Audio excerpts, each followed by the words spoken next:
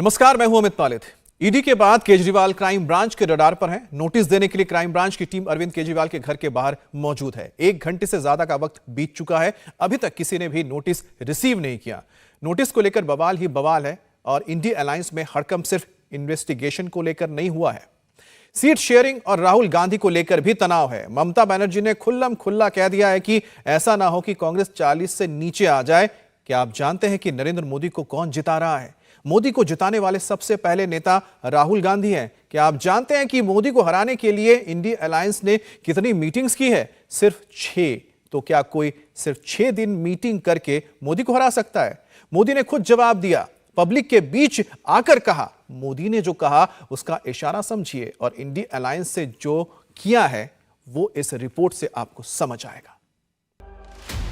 मोदी के कट्टर दुश्मन भी अब यही कह रहे हैं, 24 में 400 पार, तीसरी बार मोदी सरकार। जानते हैं ये किसने कहा? ये कांग्रेस अध्यक्ष ने कहा है, खरगे ने कहा है, मोदी के सामने कहा, संसद में कहा। मेरा दावा है राज्यसभा का ये फ्रेम देखिए, मोदी के चेहरे का कॉन्फिडेंस देखिए, पूरा विपक्ष शॉक में है। आखिरकार खरगे ने दिल पर पत्थर रखकर 24 में 400 पार वाली बात कह दी। सुनते ही प्रधानमंत्री का रिएक्शन क्या था, ये सब दिखाएंगे।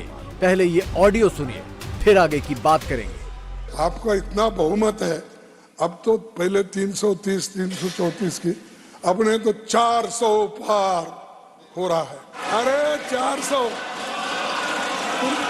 अरे तुम चुन के आओ सर, मेरा दावा है ये लोग ठहर के चुन के आने दो सब। नहीं, ये लोग ठहर के चुन के आने दो, पहले इनको पहले भेजो, तब मालूम होता। ये सब मोदी के कृपा से आए हैं, तालियां बजा।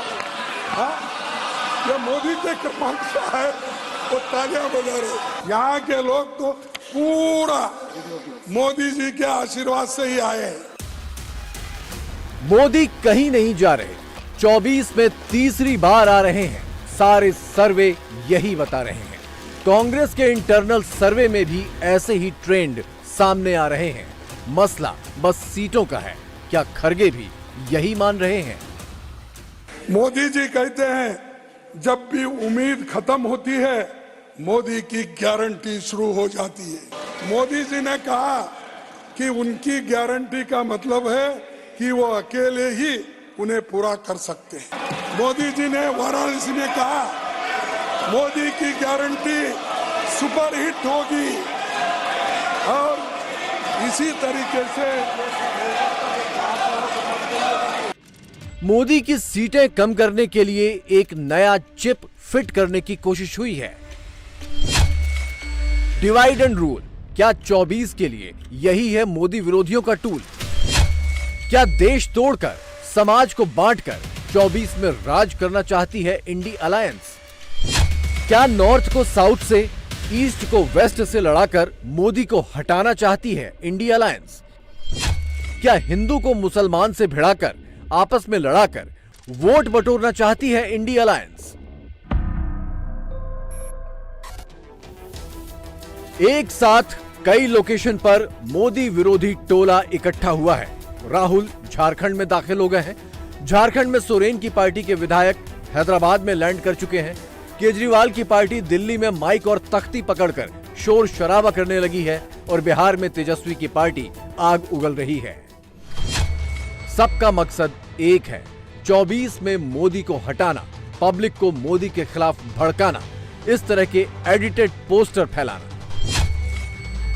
पोस्टर के ऊपर इस तरह के आपत्तिजनक टेक्स्ट लगाना, पब्लिक में जाकर नारे लगवाना। गली गली में शोर है, भाजपा वोट चोर है। गली गली में शोर है, गली गली में शोर है, पूरे देश में शोर है। डिवाइड एंड रूल वाला इकोसिस्टम क्या कर रहा है? वो लोकतंत्र खत्म हो गया वाली मनगढ़ंत कहानी सुना रहा है। देश को बांटो और राज करो वाले रास्ते पर चल रहा है। डेमोक्रेसी इन डेंजर वाला टेक्स्ट चिपका रहा है। मगर क्या ऐसा करके इंडी अलायंस 24 का चुनाव जीत जाएगी? क्या वो सच में मोदी को हरा देगी? इसका जवाब है नहीं। पहली हेडलाइन पढ़िए, Modi is on track to win.